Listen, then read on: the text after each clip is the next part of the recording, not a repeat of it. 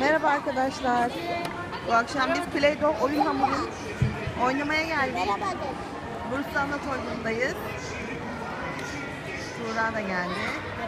Tuğçe, ne yapıyorsun? Bir şey yapıyorum. Merhaba demeyecek misin? Dedim ya. Duymadım ki. Merhaba dedim.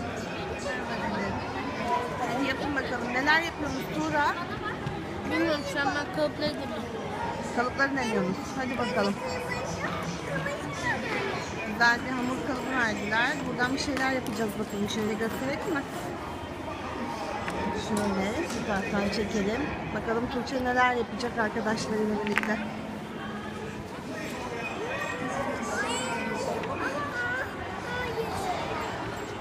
Tuğçe.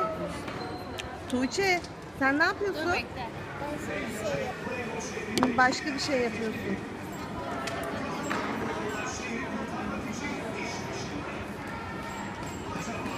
Abla biraz daha hamur getirecek size de. Bak oradaki mavi hamurlardan da alın biraz.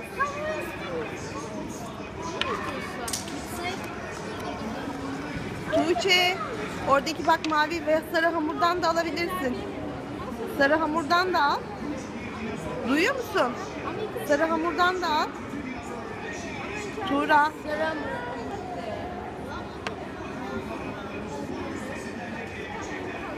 Ben zaten onu biliyorum. Bak şurada saç kalıbı var. Onunla bir şeyler yapabilirsiniz. Şu bir, onun içini doldurun. Ama o zaman bunu vermeyin. Ama yüzünü neyle ayarlayacaksınız bakalım. Hadi beraber. Bana lazım mı? Değil mi? Beraber yapalım. Şu yeşil kalıp ne acaba? Bak orada yıldız kalıbı falan da var. Onlardan da alalım mı? Örneğin senin saç yap. Ne? Saç yap. Saç mı yapıyorsunuz? Saç yap. Önce saç yapalım mı?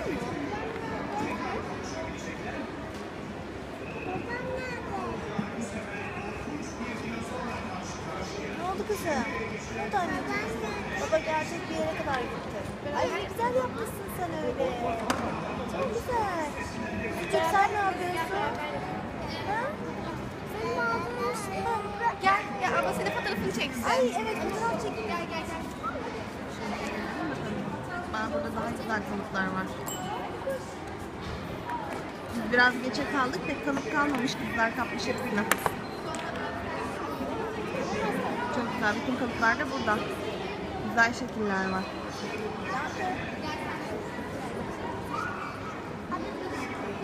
Şimdi gel. Tamam. Gel seni çeksin abla.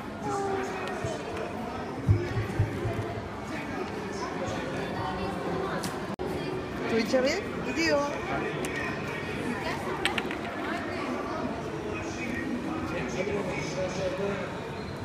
Play-Doh burada güzel bir etkinlik gerçekleştirmiş.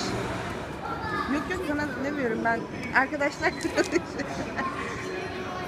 şimdi resim çekilecekler. Sonra hamurdan güzel şekiller yapacaklar. Sonra bizim kalıplarımız bitti. Azıcık olsun. Çok az. Hadi Mila çekin.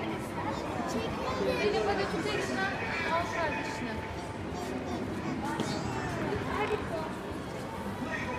Benim bakalım.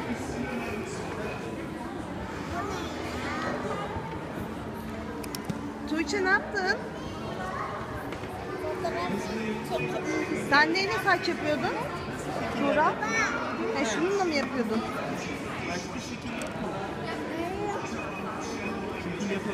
Saç kullanıyorlar. Ne yapıyorlar? Saç yapmak için olan makineyi kullanıyorlar. Ben bunların nasıl çalışıyor onu öğrenmeye çalışıyorum. Çözemedik henüz değil mi ne olduğunu? Bu ablaya sorabilirsin, abiye sorabilirsin. Sonuçta ne çıkaracaksınız çok merak ettim. Sonuçta ne çıkacak çok merak ettim. Ama bak şöyle şuralardan böyle kalıplarla böyle küçük şekiller çıkarın. Ben de hemen yardım edeyim.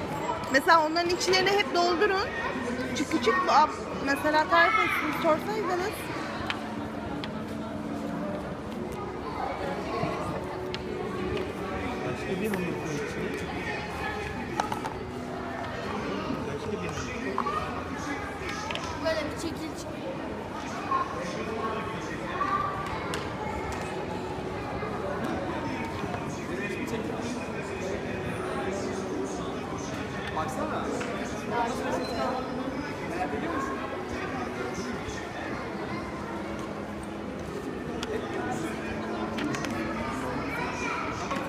Tuğra. Bak oradaki kalıplar boşta galiba. Onlardan alabilir miyiz? Kullanıyorlar. Bak çok güzel kalıplar var. Mesela şu mor mavi falan çok güzel. Onlarla bir şeyler yap. Onlar için de reklam. Ha? Bak bunda da çok güzel şeyler yapabilirsiniz. Evet. Tuğçe. Çok prenses. Ya bunları da...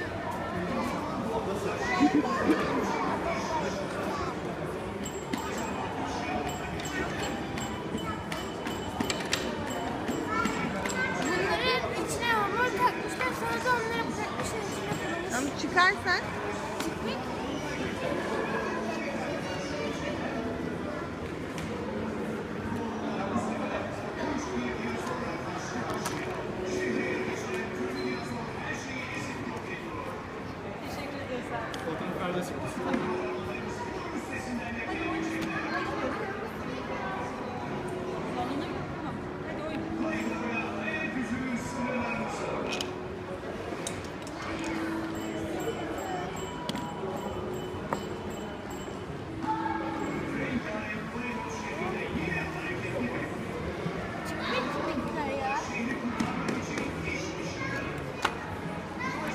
Tuğçe.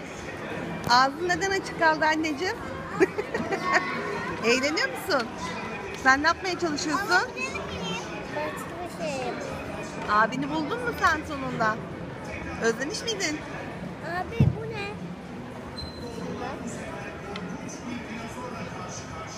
Saçın da dağılmış, saçın da dağılmış.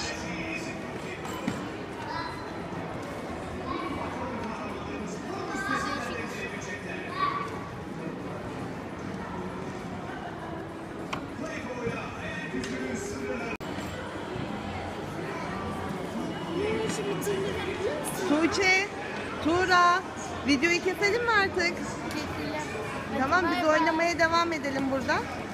Herkese iyi günler. Bay bay. Görüşürüz. Tuğçe, Bay sen bay. de bir şey demek istiyor musun? Tuğçe bir şey demek istiyor musun? İstemiyor Bay musun? bay. Hani bir şey diyordun sen evde hep. Tuğçe. Bay bay.